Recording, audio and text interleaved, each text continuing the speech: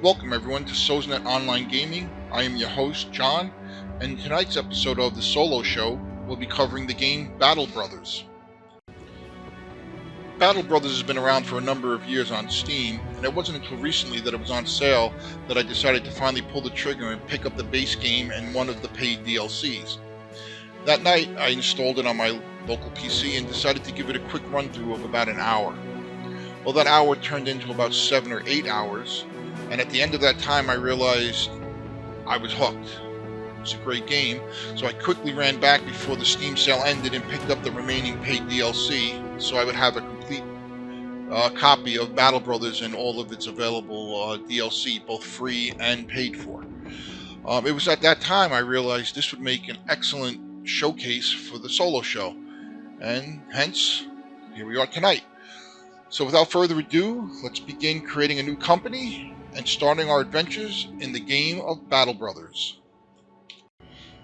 Okay, so the first thing we need to do before we can begin playing is we need to create a new campaign, so let's do that. On the left side here, we have various starting scenarios. I believe with the base game, these first two are included, and everything below that are part of one or more of the paid DLCs that are available. Out of all these, my personal favorite so far has been Beast Slayers, which essentially is your company of monster hunters. You search the realms, going on missions, hunting down various types of creatures, from the lowly goblins and orcs to various forms of undead, all the way up to the massive beasts such as dragons. Essentially, you are a group of monster hunters, and that is my style of gaming, and hence why I picked the Beast Slayer scenario. So let's carry on. Next we need to name our company, so we'll do that.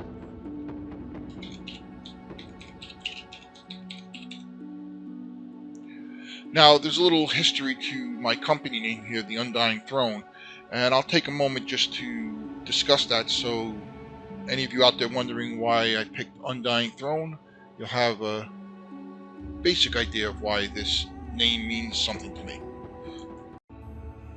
Back in the early to mid 1990s, my younger brother Craig came up with the title The Legions of the Undying Throne. I can't recall if that's from one of his early pen and paper fantasy role-playing campaigns, or possibly the title of one of his songs that he wrote for our various garage bands we had in the days of our youth. Anyhow, while my brother Craig came up with the title, The Legion of the Undying Throne, it was I who gave it a bit of a backstory. And the backstory goes a little like this. While leaders may come and go, the throne remains forever. Hence, it's an undying throne. And that was just a bit of backstory I put to the title. And I've used this title various times in a number of early MMOs that I played in when I created my first guild. It was the Legion of the Undying Throne. I also use it in single-player role-playing games that have companies or group names or guild names. I've always liked that name, the Legion of the Undying Throne. It just stuck with me, and hence I still use it to this day. As you can see, we're going to name our company tonight the Undying Throne. So that's a little backstory as to why I chose that name, and let's continue on with the game. Okay, so the next thing we need to do is pick a late game crisis. There's 4 available.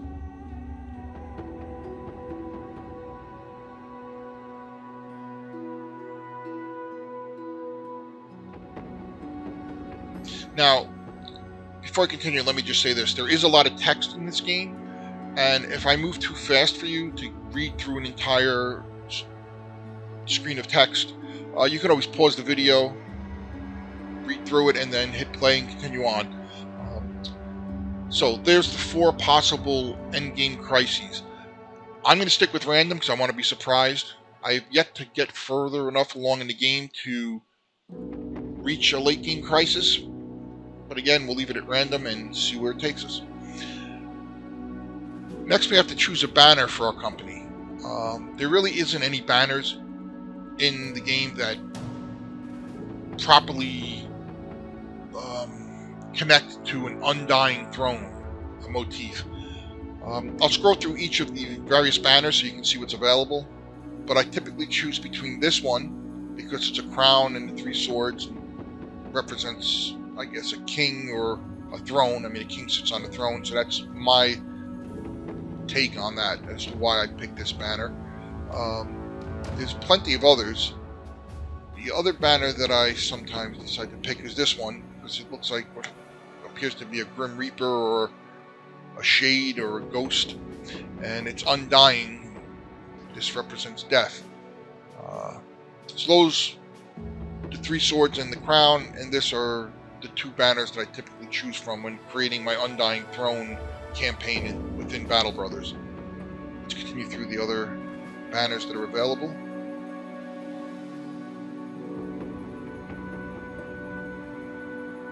It'd be nice if you can make custom banners, and I could have something put together that better represents an Undying Throne.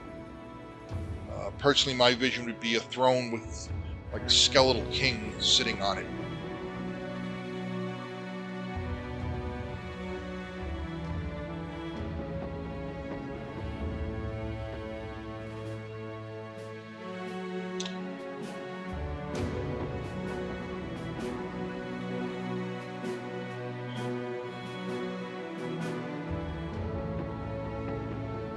Okay, so we're back at the crown with the three swords. That's going to be our banner for our company.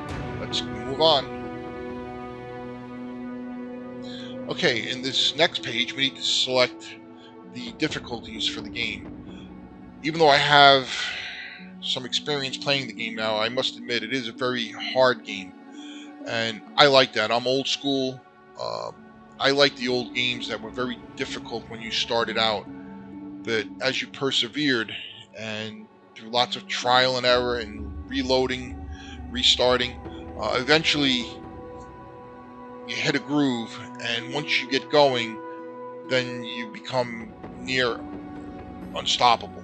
Now that hasn't happened to me yet in this game, but with my other campaign that I am playing, my company has grown fairly powerful, and I'm really enjoying it. It was very hard at first. Lots of retreating, lots of losses, lots of reloading after getting totally wiped out. But again, if you stick with the game, eventually you're going to start growing in power, and then the game's going to become a lot of fun as you take on bigger and more powerful enemies. Anyhow, let's continue on. I'm going to stick with beginner for economic difficulty. For combat difficulty, I'm also going to stick with beginner. Starting funds, I'm going to leave it high. This way I can properly outfit my group of mercenaries. Otherwise, what's the sense? Just send them out as cannon fodder to get killed by the bandits and wolves that you initially come across early in the game. The map seed is obviously a seed that is used to randomize the world. Each time you play through a new campaign, the world you're in is completely random. Towns, their locations, their names, the goods that they sell, the various shops and services offered are all randomly chosen each time you start a new campaign. I'm going to click on Unexplored Map. This way we have the fog of war, so that everything is a mystery. You don't know what's out there in the world. You only learn of things as you explore and travel about, and you discover them by happening to, come across their path. So the fog of war is a nice feature. I'm going to select that, and we're going to start our game.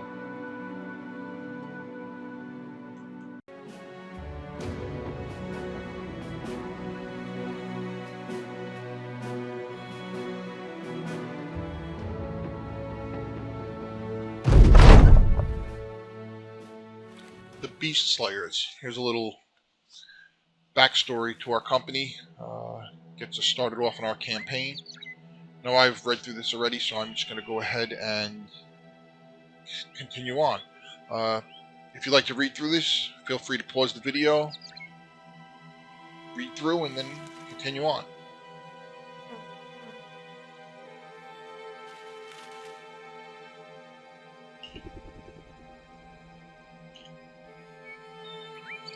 Go visit this town up here.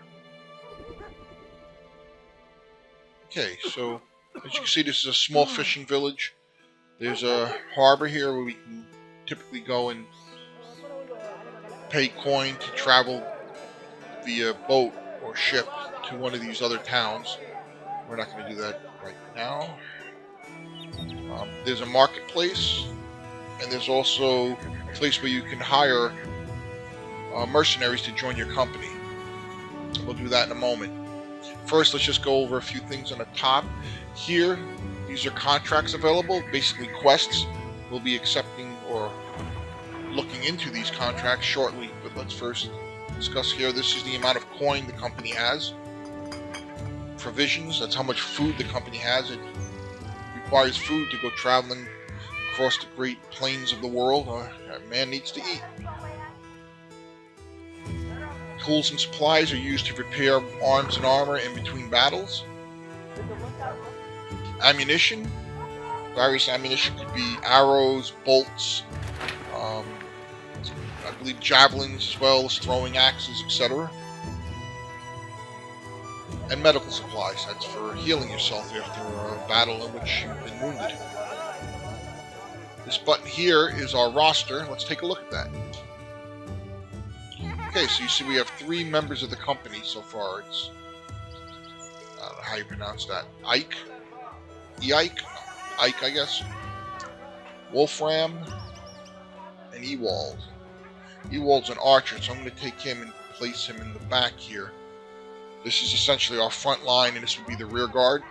So these guys will act as a buffer between our archer and the oncoming enemy.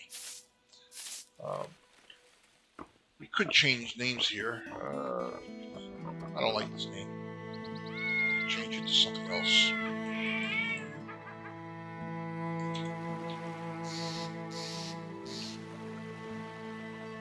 I can give him a title too, but I'm not going to bother. So now he's named Crom. Good enough. As you can see, each one has the yellow up arrow. That means they can go up a level. So let's level them up quick. Before I do that, I'll hover over each one of these attributes that make up a character so you'll have a basic idea of what they mean.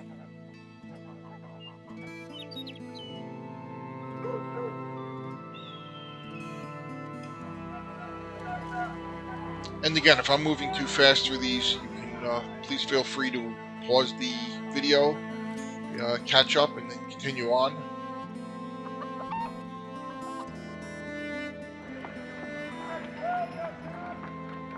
Okay, so on his hit points, his fatigue, and let's melee skill. Leveling in Battle Brothers is a 2-part process. First, as you just saw, we improve the attributes of the character, but we also get to pick a perk or skill. I'm going to pick Crippling Strikes. Let's see what that does. Now we'll move on to the next character, Wolfram. Nice haircut. Same thing for him. I'll also pick Crippling Strikes for his first perk. Last but not least, Ewald. Let's level him up. Health. Fatigue. Now, unlike Crom and Wolfram, I'm not going to update Ewald's melee skill because he's a ranged fighter. He has a bow. You can see it right there. So I'm going to increase, or upgrade his range skill.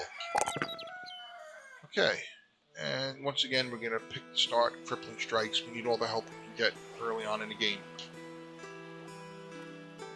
Okay, so that levels our 3 characters.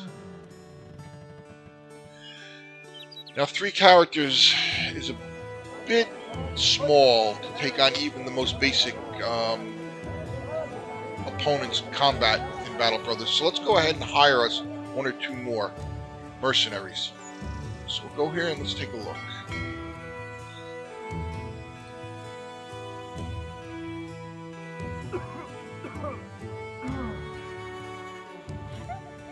I'm gonna hire Eckbert.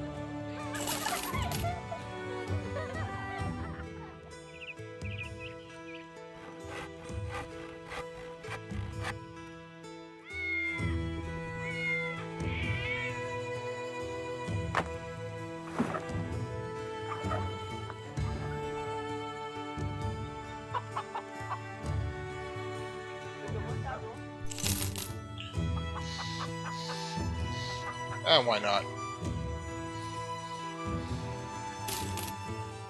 So we took all three. And now what we need to do is we need to go back to the marketplace and buy some better equipment for these 3 new hires. So we'll take a shield.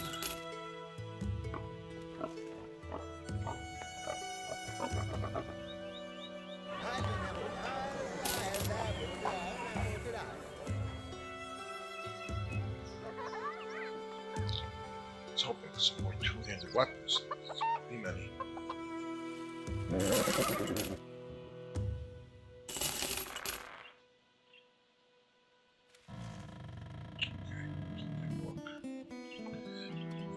Just these characters.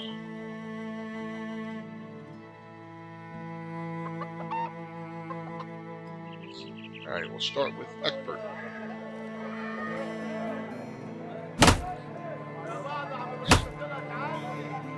We'll leave that for now. Egbert abuse. Grave diggers. Yep.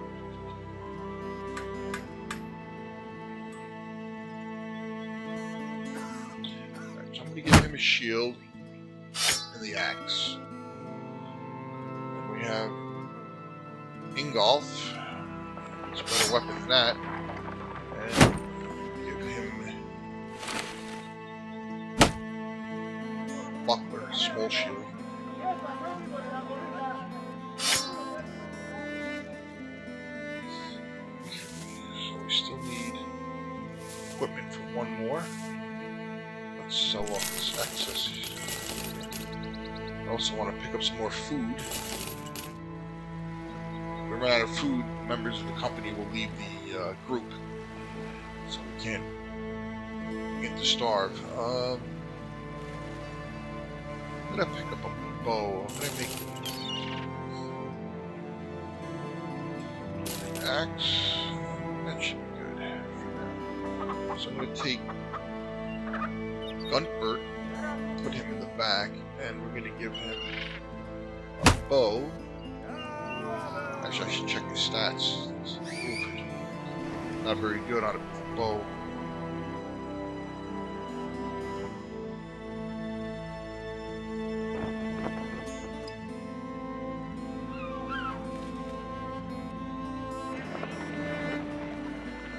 So that was a mistake. I shouldn't have given him a bow, but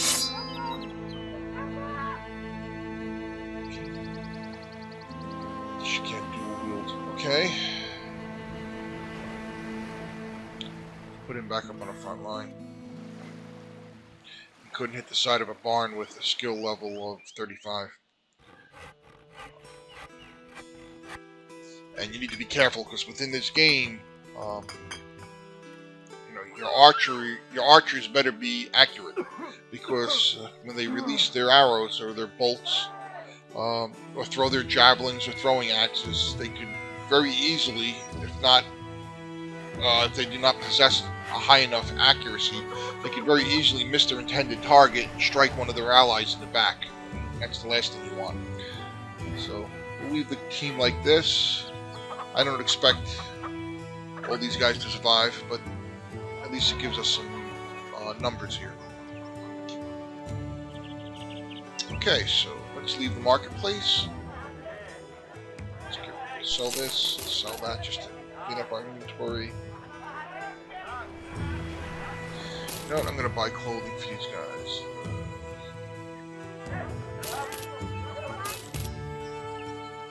I'm feeling extra generous.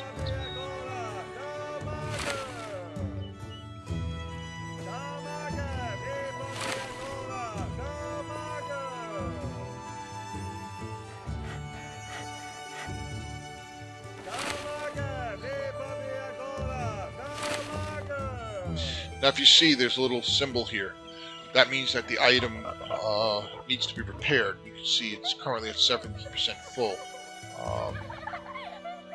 The durability is currently 14 out of 20.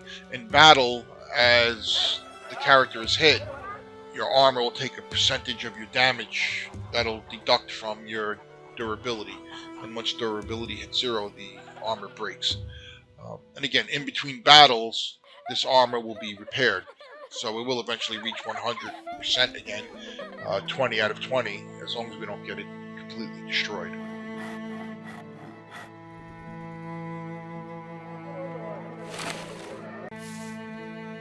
Okay, let's see what contracts are available. You can see here by this one skull, this is a rather easy task. The more difficult the tasks, the more skulls will be shown up here.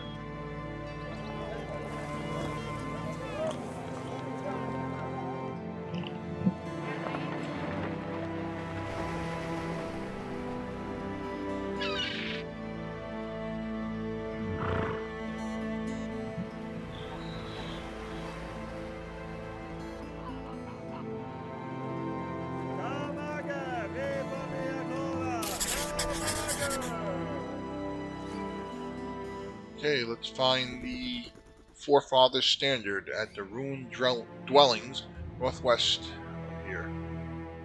Let's see if we can find them.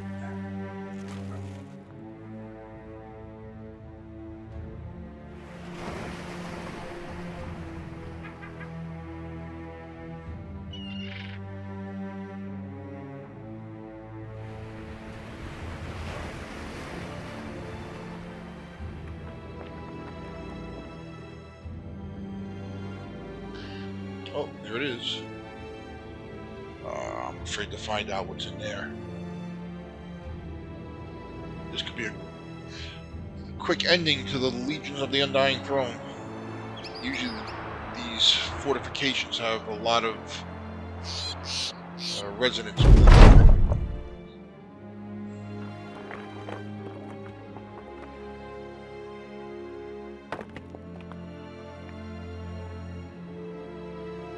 Oh, great, undead. This should be quick. And not in a good way.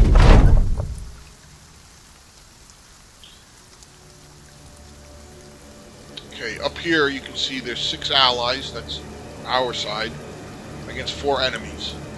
And it's currently the first round, so let's begin.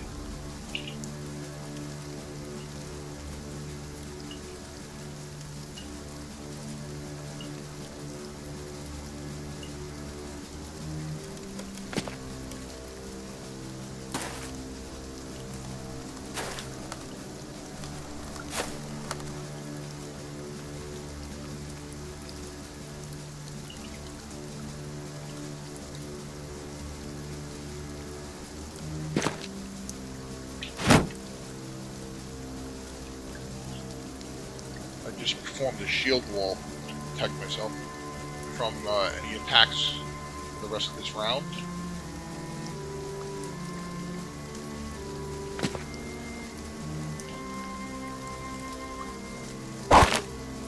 Ah, I nailed him. I threw my net over him, so that'll delay him for a while.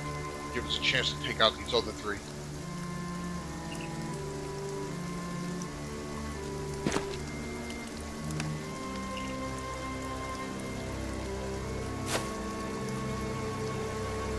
Now, Wolfram has the long spear, so he can actually reach 2 melee,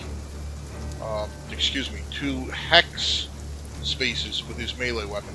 Of course, he misses.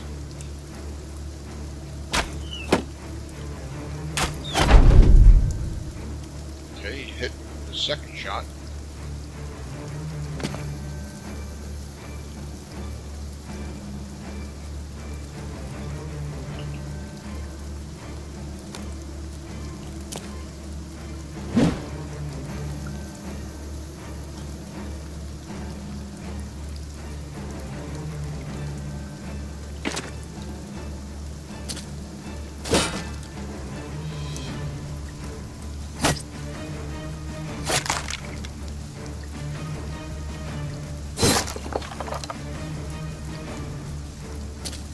One down.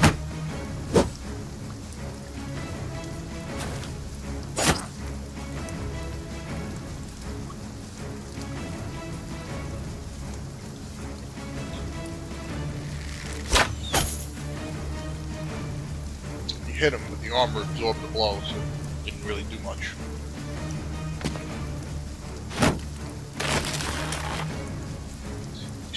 this skeleton's starting to break free of the netting.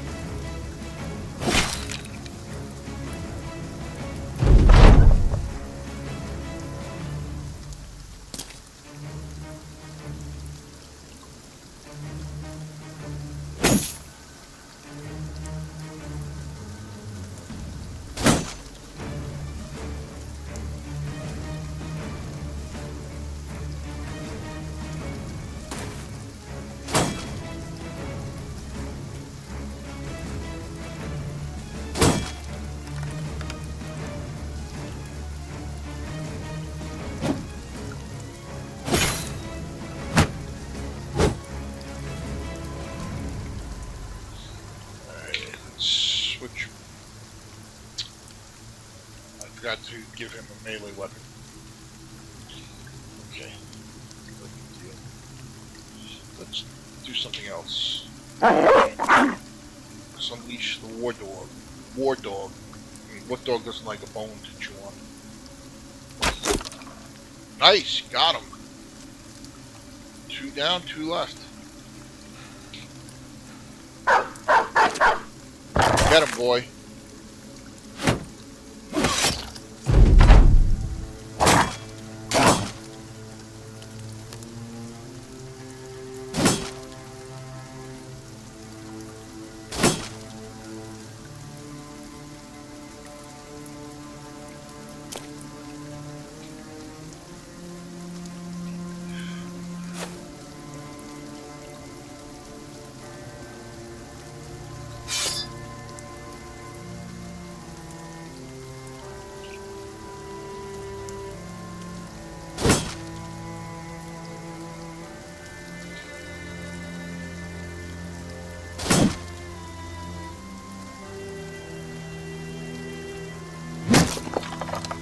Finally!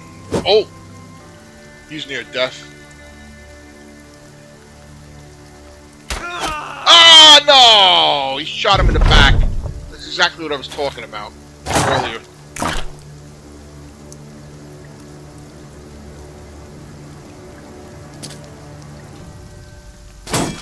I was aiming for the skeleton, and the arrow missed its target. Hit one of our allies in the back, fatally wounding him.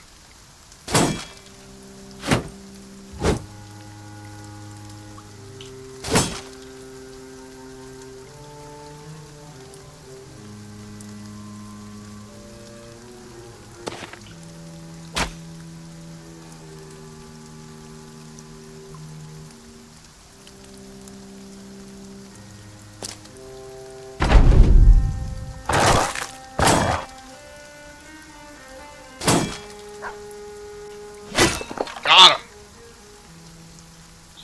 Poor Ingolf died. Oh well. That's the life of a mercenary.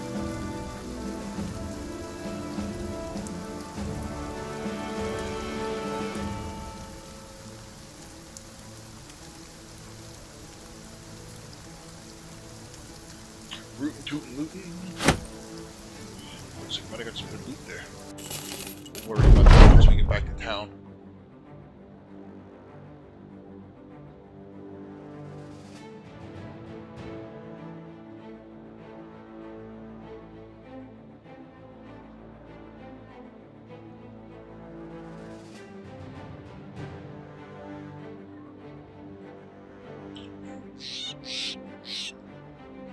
Head back to town and collect our reward.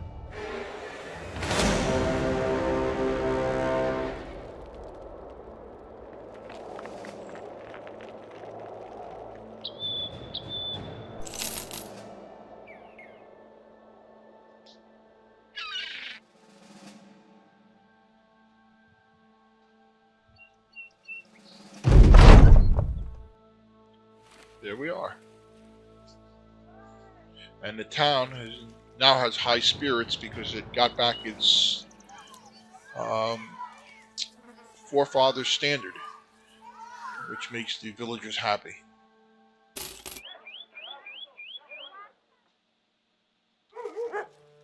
So the villagers now have high spirits, which are good for us because they're eager to do business with us, which I believe means prices are a little more favorable. Excuse me.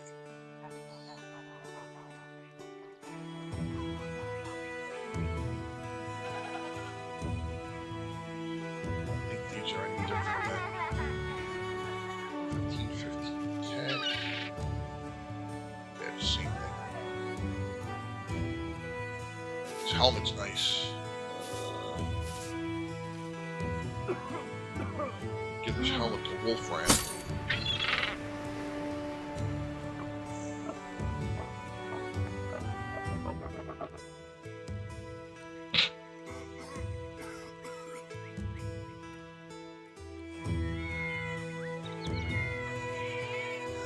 Wald has a fractured elbow. It's going to take 1 to 4 days to heal.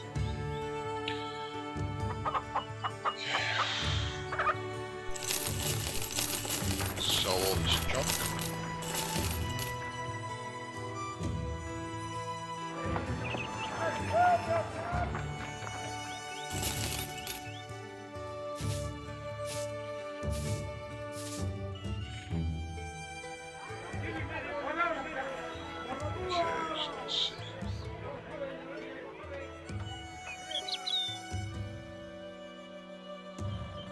Give him a shield. His shield got destroyed.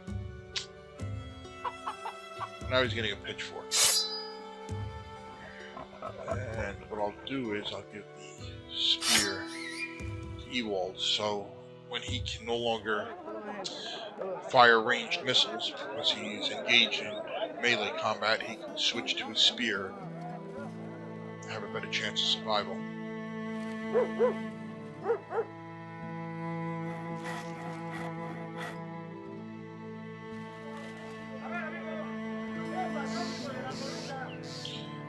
See, we're down to 26 food, so we need to purchase more food here. That should be enough.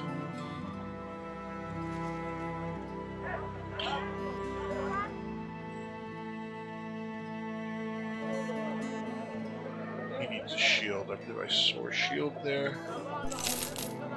Push that. Go to him.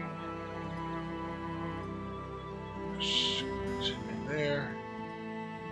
Let's go see if we can get another hireling. There's no more mercenaries left to hire, so.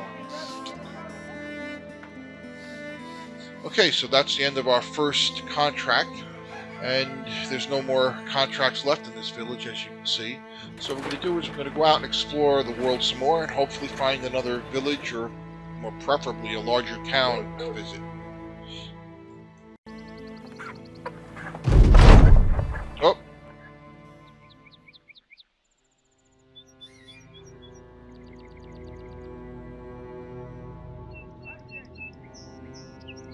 Okay, so you see, if I chose to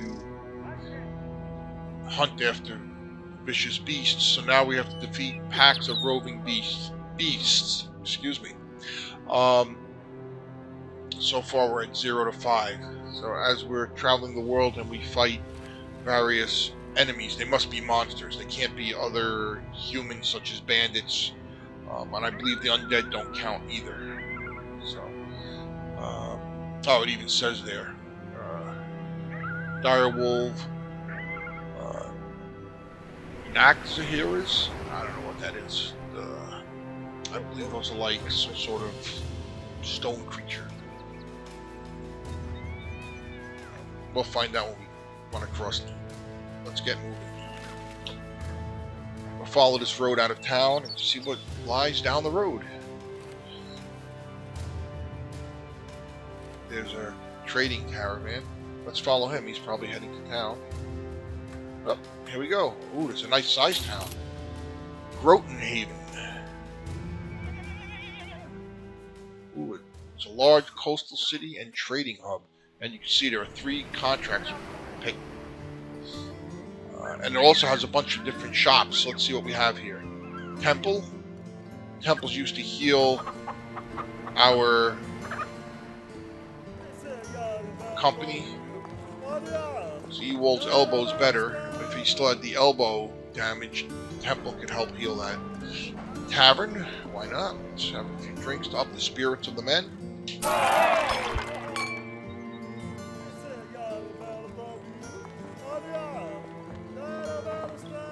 Let's see if there's anybody worth hiring here.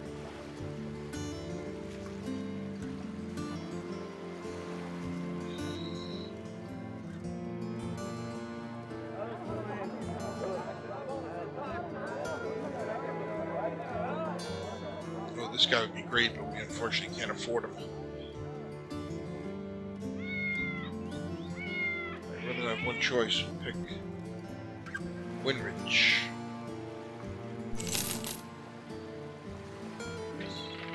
We'll outfit him with our fallen. Oh, I forgot to get him some armor, some weapons.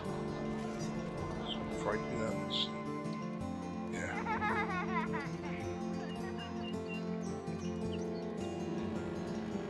Let's go to Marketplace. He's got better armor here, but none that we can use currently. Everything I wanted to get were low on funds.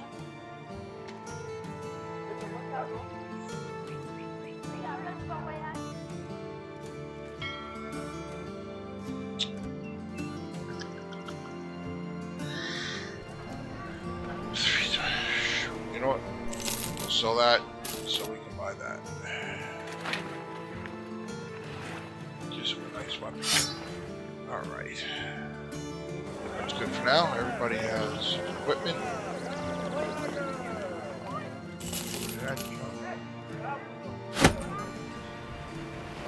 Alright, we only have 33 coins left for the company. We better go out and make some money, otherwise people ain't getting paid. So let's go look at the contracts. We'll start with the first one here.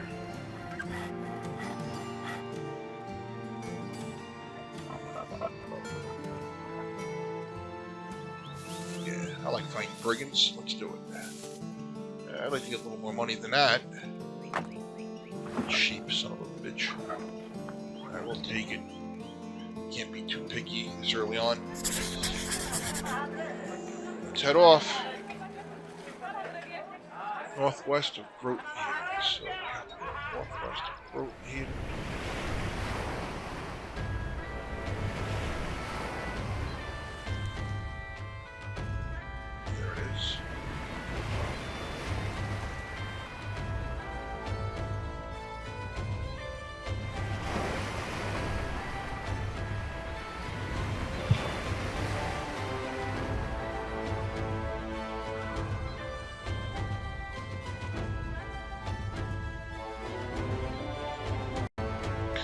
Okay, here we go. We don't know who we're fighting, but we still don't know. They're hidden off screen.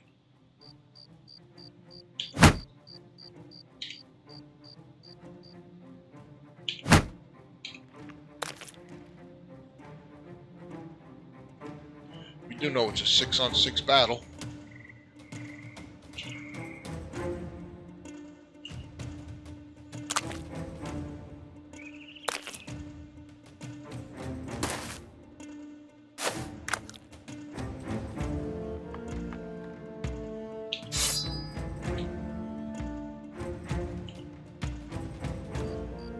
They're out of range.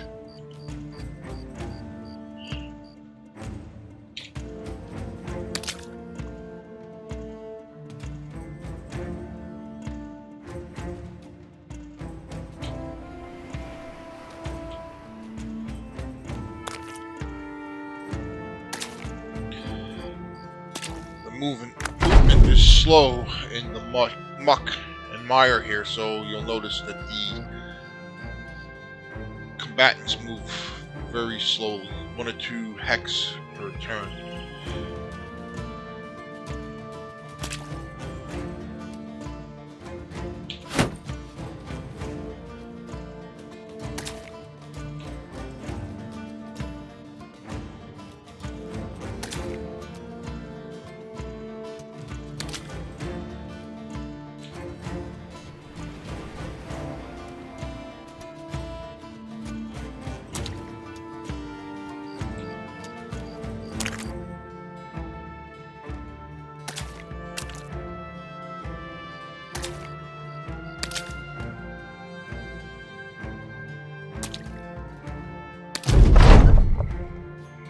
Round 3. Missed.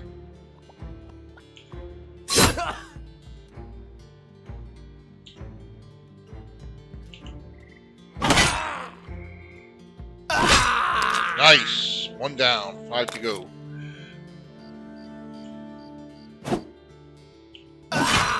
Take that, you fool. Ooh, that hurt.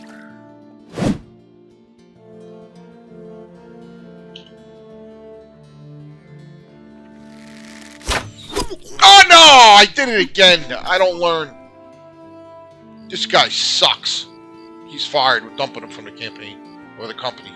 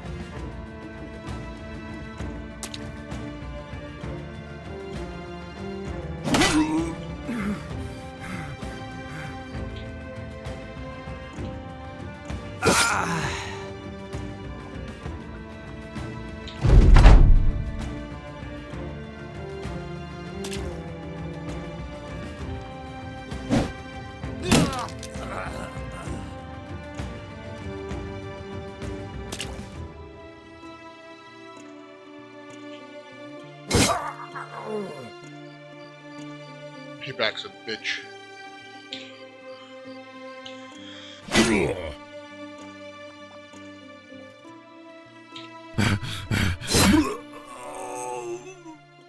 Well, Gunpert bit the dust. That's a shame. Ooh, got some good armor here.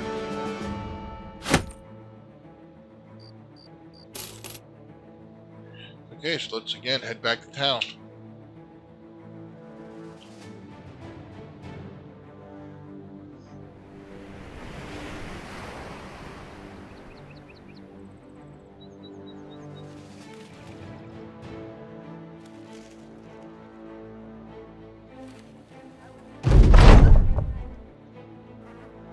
Ka-ching!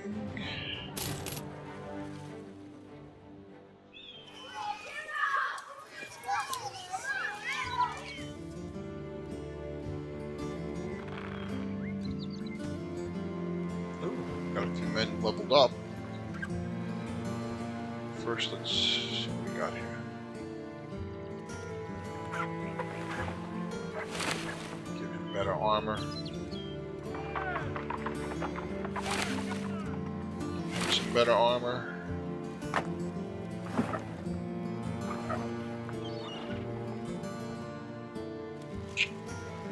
Okay, let's level these guys up quick. Expert.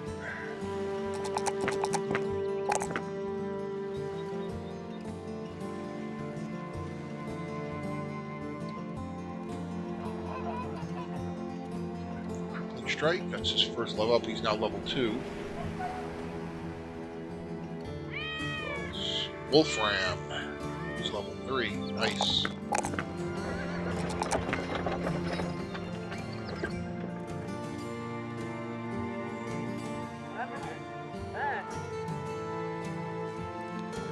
We used the Colossus skill for him. Increases his hit points and lowers the chance of sustaining a deep, debilitating injury. Okay.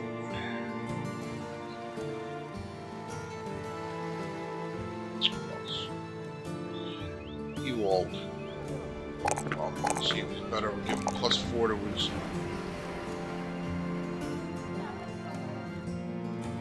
range skill. I think he's killed more of our allies than the opponents have. He's 2 for 2 with that bow. Alright, I won't hold it against him. Though I should. Okay, so everybody's... Oh, but now you see... Winrich, the fisherman, has a pierced arm muscle. It's going to take 2 to 4 days to heal. But we're going to expedite that in a moment. Let's do it now. I'm going to go to the temple. And you'll see for 140 coin we can have them properly mend the wound. And that'll lower the amount of days required to repair or heal completely. There we go. Now if we go look at him again,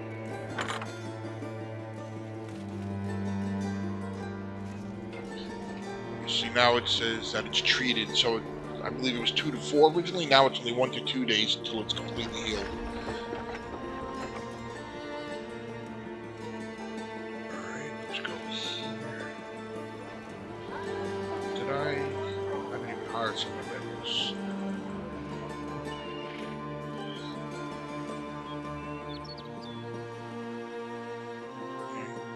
It's nobody really worth.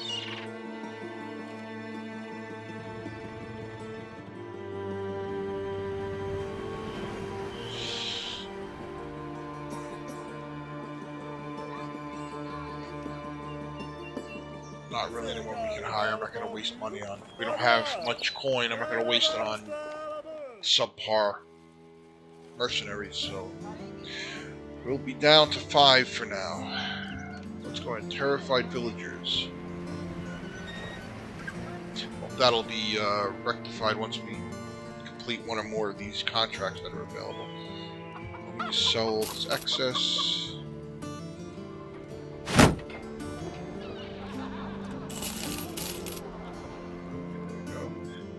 Looks good. Let's go and take on our next contract. Okay, actually, before we go any further, what we're going to do is we're going to wrap this episode up here. I've just realized we have just passed the 45-minute mark for the episode. We're actually a little bit past that. We're trying to keep each episode of the solo show to approximately 45 minutes, give or take a few minutes.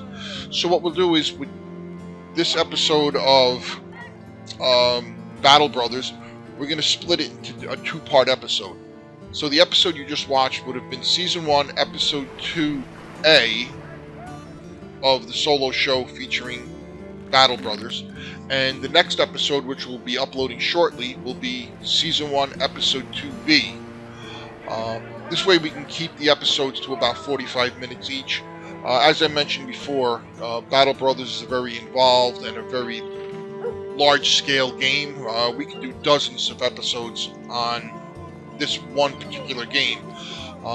If you, our viewers and our fans, want to see that, come to our YouTube channel and let your voices be heard. Anthony and I are more than happy to listen to our viewers and our fans and accommodate them as best we can. So once again, this is John from SOZnet Online Gaming. We're going to wrap up part 1 of our 2-part episode of Battle Brothers right now, and we look forward to seeing you in part 2, which will be uploaded shortly to YouTube. Thanks again for watching.